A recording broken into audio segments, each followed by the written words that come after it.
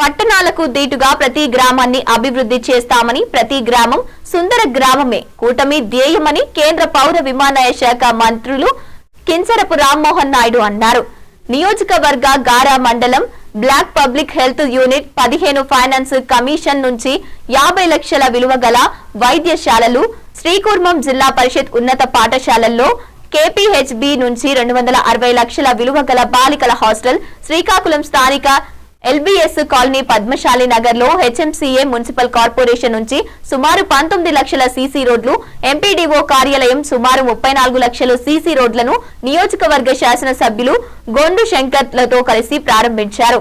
ఇక వారు మాట్లాడుతూ రాష్ట్ర ముఖ్యమంత్రి నారా చంద్రబాబు నాయుడు, విద్యాశాఖ మంత్రి నారా లోకేష్ బాబు సహకారంతో రాష్ట్రాన్ని సుపరిపాలన దిశగా రాష్ట్ర మంత్రి కింజరపు అచ్చెన్నాయుడు చొరవతో నియోజకవర్గ శాసన సభ్యులు గొండు శంకర్ శ్రీకాకుళాన్ని ఎన్నడూ లేని రీతిలో అభివృద్ధి పదంలో నడిపిస్తున్నారన్నారు.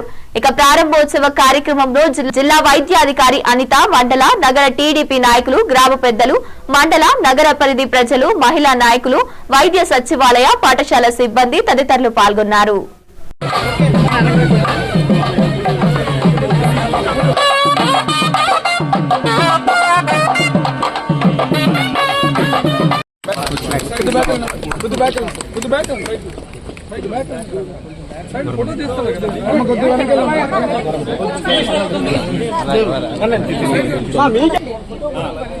కొంచెం వెనక అన్న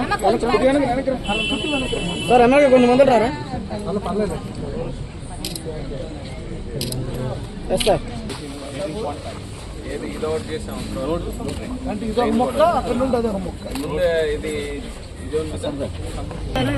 సార్ చెన్నై మేసర్ సైడ్ ఉన్నాం.